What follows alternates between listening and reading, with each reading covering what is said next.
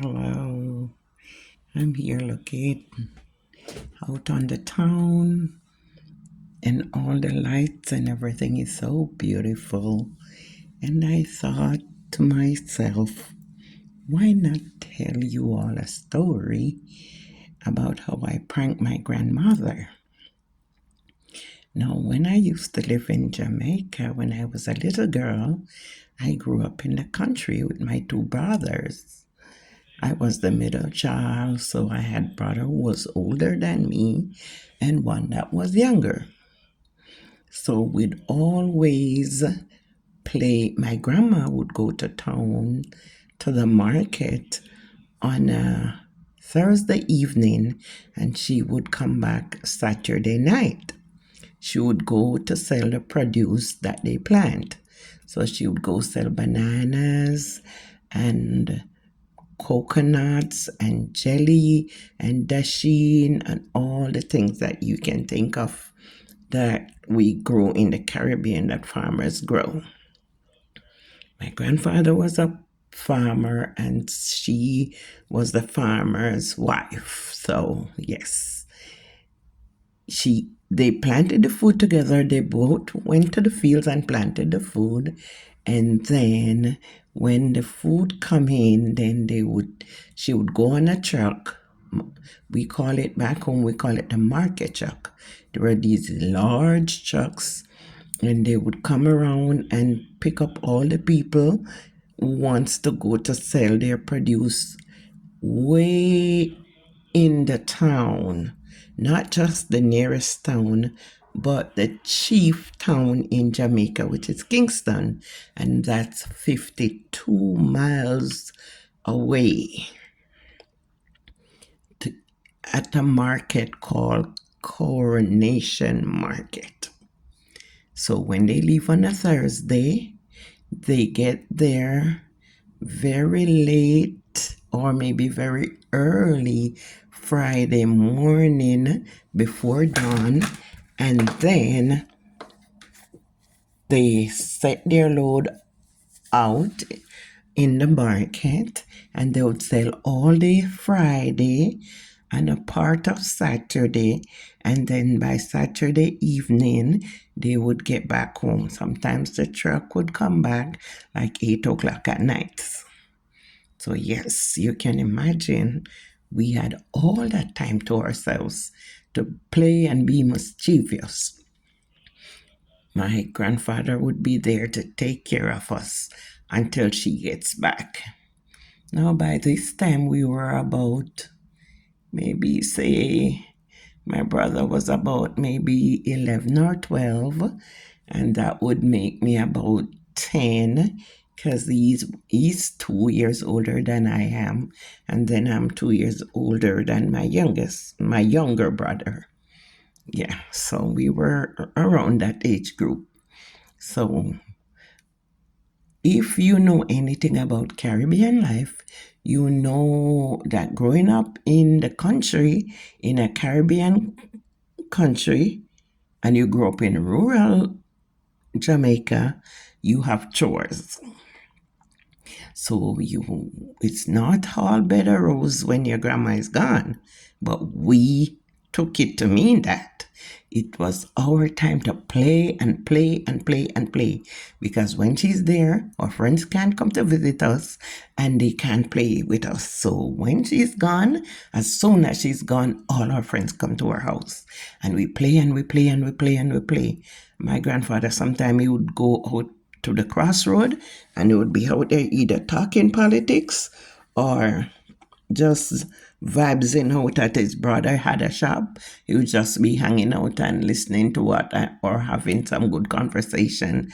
And we were just like a stone throw away. Our house was just like he could stand at the shop and look over at the house. So he wouldn't leave us very far. We were never out of his eyesight. So when we go to school on a Friday and then Saturday morning when we wake up, we're supposed to do the chores. We're supposed to sweep up the yard. We're supposed to clean the house and we're supposed to go look firewood. And sometimes we were responsible for washing our clothes, our school clothes. Did we do that? No. We'd play all day Saturday. We'd go swim in the river. We'd go climb guava, all the fruit trees, guava trees, orange tree, every fruit tree that you can think of, we had it on our property. So yes, we would go around with the children would come and we would climb all the trees and we'd eat the fruits, tangerine, grapefruit, everything. And my mom, she lives in the town, in the city. So we would get all the nice things from our friends didn't have that, the sweets and the candy and everything from the city. So we'd have them in the house and the children would come and they would want some and we'd share them with them. And we'd have a whale of a time. Now when evening is coming and we know, well, we start to do our chores now because we know it's evening coming and our grandma is going to be mad with us when she comes in the morning if our clothes is still wet on the line and if the house is not clean or the yard is not raked up properly. So we'd hurry up and do our chores. Sad to say, she is a stickler for things well done. So when she comes, nothing pleases her. So she would be like, why is it that the house is the floor? We had wood floor. So you had to put a dye on it and stain the floor. And then when the stain is dry, then you have to put polish on it. And then you have to shine the floor. Rub it with a brush. It was a floor brush, and that brush was made from the coconut husk. Not something nowadays children can even understand, but we call it a floor brush. You cut it from the husk of the coconut, and that's what you use to shine the floor. So every Saturday night she would come in and she would be very angry. Why is it the house is not clean? The house is not shine. The dye's on the floor, but why does the floor look so dull? And she would make a big stink about it and quarrel. And I'd be like, this woman is so mean. She just come off this truck and before she says, thank you, Jesus, and be glad that she came home safe, she came home miserable and picking a fight in the middle of the night with us, wanting to beat us. So in the morning when she wake up and she look at the floor, and if she see one little spot that is not shining, she would beat us. And I'm saying, okay. My younger brother, because he was a prankster like myself, my older brother was very serious, but not my younger brother. So I planned with my younger brother. I said, let us set a trap for her. And he said, yes. And we said, we are going to shine the floor. Now, the rooms were board floor, but the living room and the veranda was concrete. It was concrete floor for the living room, and the rooms were made at wooden floor. So we shined the floor, and I said, we are going to shine it. We are going to spend so much time shining this floor. But on the concrete floor now, we would cover it with linoleum. So you buy linoleum and you cover it, but right at the front, just as you step up, that little part would still be bare because you wouldn't cover up right before the door. So the front door and the back door and some little spaces around it, the concrete was still exposed. So we had to dye that and polish it and shine it. So we shined the part that didn't have the linoleum. We shined it. We put a lot of effort into shining it, making sure it was very shiny. I said, okay, my brother, and we look at it and we said, she can't complain. It was so shiny you could practically see your face in it. And I said, okay. Then we got a very slippery cloth because back in the days, we did not always have a mat on the floor. So sometimes we would use like a blanket cloth, a whole blanket, and you'd cut up the blanket or you'd fold, make it into small pieces, and you spread it at the doorway for a mat. So we got a piece of woolen blanket and we folded it and put it right at the step.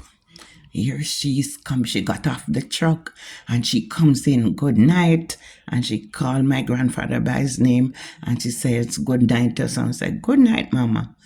And she, just as she raised her foot and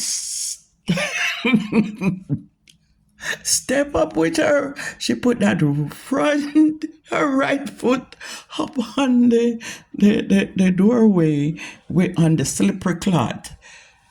Before she could even pick up her foot to put the other foot she started sliding. The thing was so smooth that she started, and she has the market basket is in her hand, laden with goodies from that she bought in Kingston. All the nice goodies. The basket, it's a basket with a handle. So you call it the handle basket.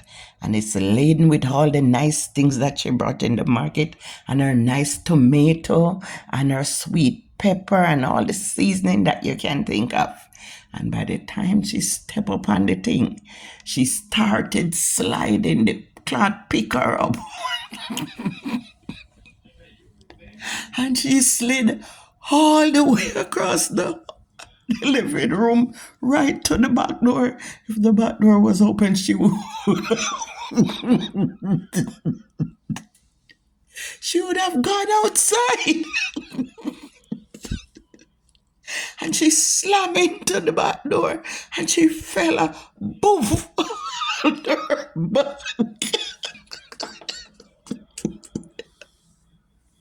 My brother and my grandfather was like, oh my God, what is it? And my brother and I, we scampered away in the room because we couldn't laugh, let her see that we were laughing, or else she would beat us. And we ran in the room and we covered her face in the bed and we laugh and we laugh and we laugh. We laugh until we nearly wet our pants.